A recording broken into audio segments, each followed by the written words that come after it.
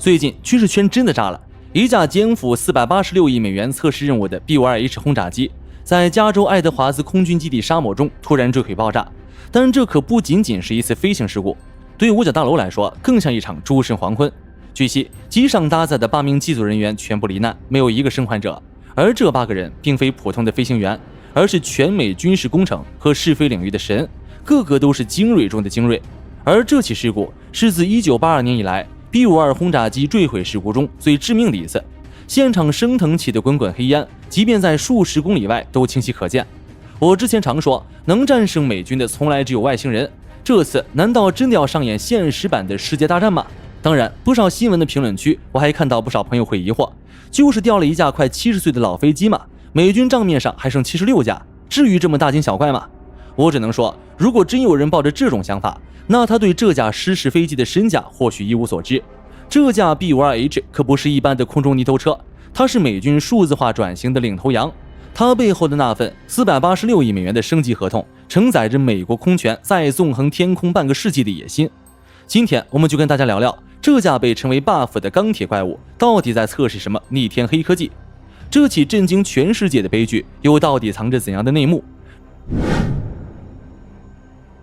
B-52在美軍中的正式名称為同溫层堡壘，是一款具備核打擊能力的亞音速噴氣式戰略轟炸機。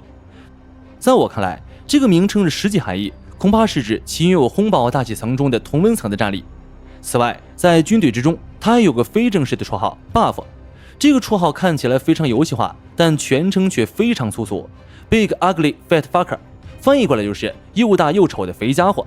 虽然名字聽起來像是在罵街，但這卻是美軍飛行員對他最深情的告白。它的研發歷史最早可以追溯到遙遠的1946年，那時候二戰的硝烟還沒散盡，波音公司在贏得最初合同的時候，腦子裡想的還是一款6台涡輪螺旋桨的直翼飛機。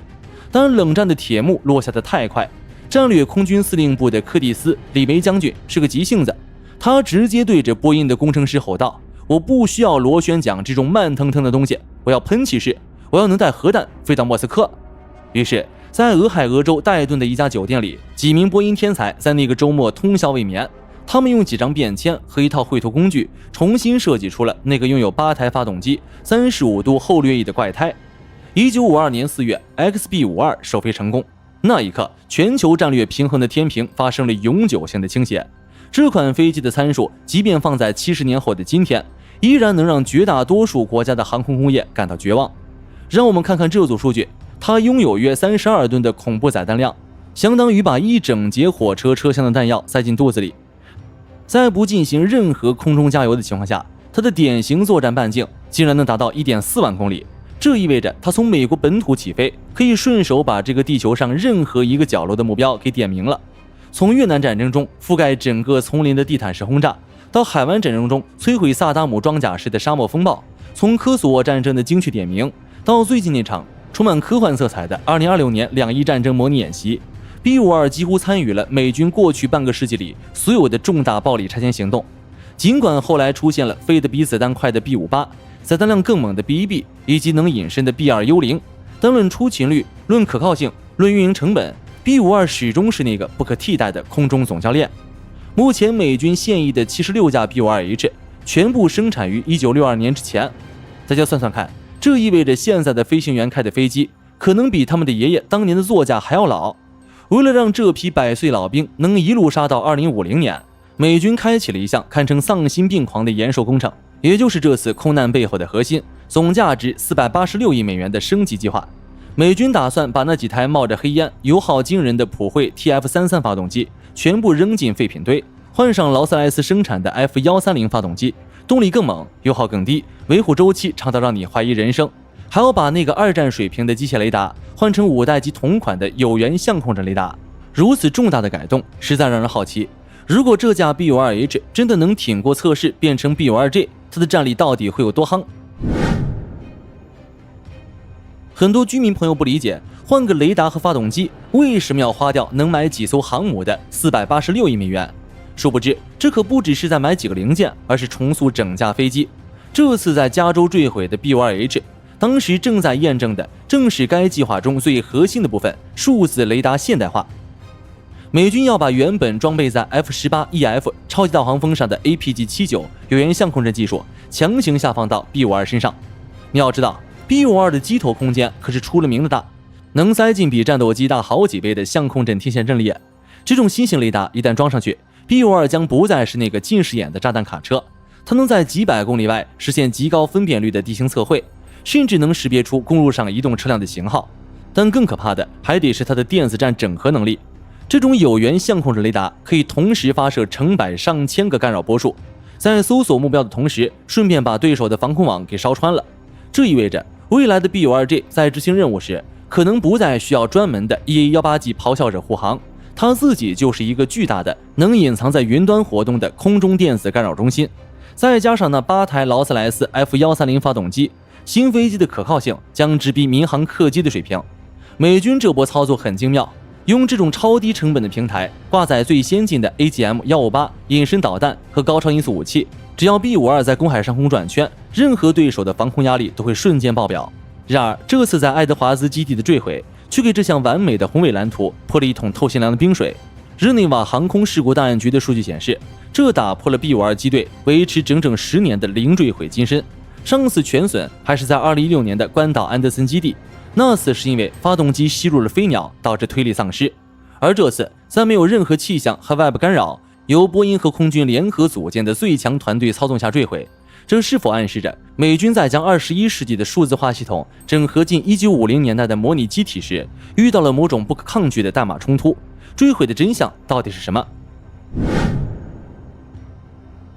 雖然完整的事故調查報告需要6個月才能出爐，但根據目前披露的碎片化信息，我們或許能得出大致的真相。前面我們已經提到，這架飛機當時正在驗證的是數位雷達現代化計劃的核心組件，即把 APG-79 有源相控陣雷達技術強行下放到這架1960年代制造的機體上。這種升級被稱為換腦手術，但這個腦子實在是太大了，也太聰明了。有源相控陣雷達在工作時會產生極其恐怖的電磁輻射和熱量。為了給這個數字大腦降溫，美軍必須對 B-52 那古老的電力系統和冷卻管路進行大改。我對墜毀的第一個懷疑點就是電磁干擾導致的飞控指令邏輯衝突。B-52H 的飛行控制系統雖然經過多次修補，但其底層邏輯依然充斥着大量的機械連桿和模擬電路。而新型的數字雷達在全功率測試時會釋放出高頻的電磁脈衝，如果在設計時屏蔽做得不夠完美，這些脈衝就會像幽靈一樣深入飛控電腦。試想一下，當試飛員推桿改平時，雷達的干擾信號去告訴電腦飛機正在仰角擴大，於是飛控電腦在毫無預警的情況下突然下達了反向修正指令。數字系統與模擬機體無法兼容而產生的邏輯死結，是所有老舊戰機升級的噩夢。第二個可能的原因則是機體結構的動力響應疲勞。獅式飛機產自1962年之前，這意味着它的金屬骨架已經承受了整整60年的震動和過載。美軍在升級時往機頭塞進了沉重的雷達組件和防輻射塗層，這改變了整架飛機的重心分布。在低空低速的降落階段，飛機對姿態的敏感度達到了極致。如果此時雷達系統的某個冷卻泵發生震动，與機體老化的頻率發生共振，那架70歲的老骨頭極有可能在瞬間發生災難性的結構斷裂。這在航空界有個專門的詞彙，叫氣動彈性災難。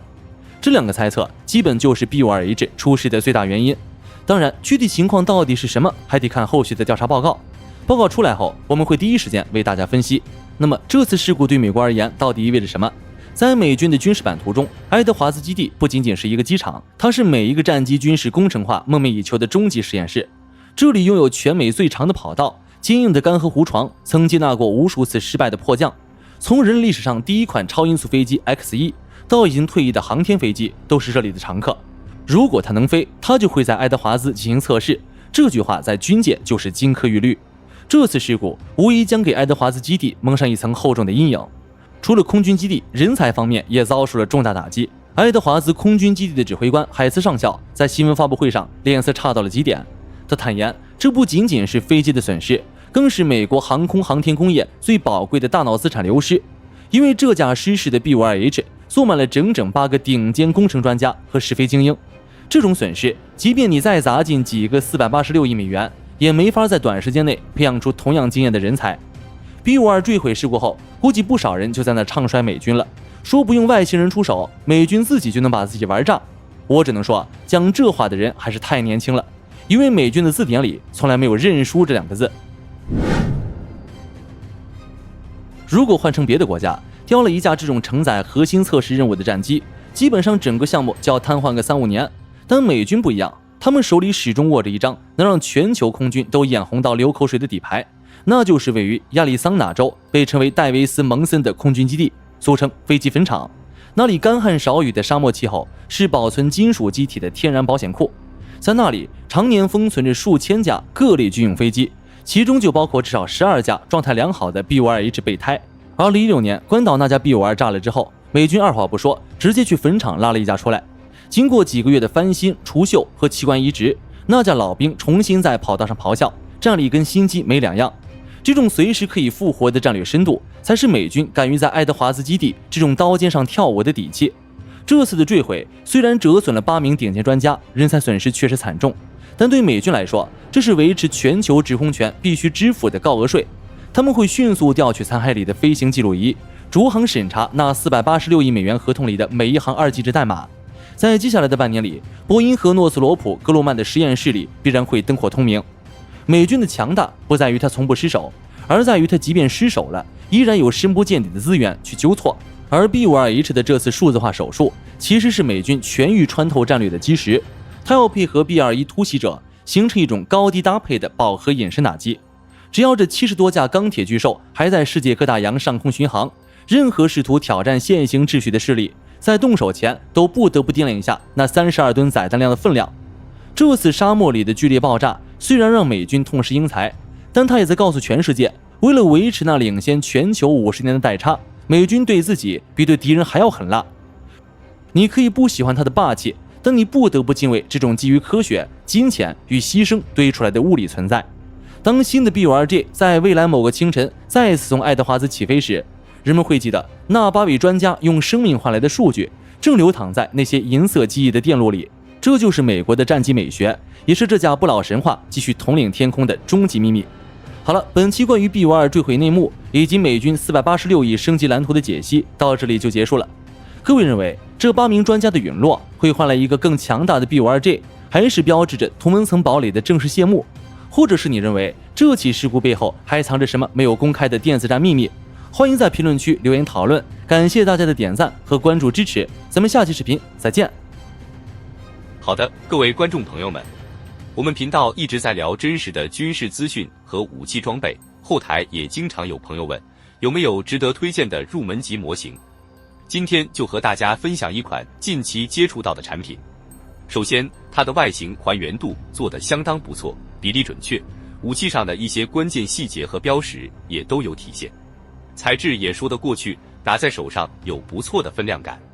其次，它具備一定的可動性，對於理解基礎操作原理有一定幫助，讓它不僅是個靜態擺件。綜合它的做工和可玩性來看，價格確實比較親民。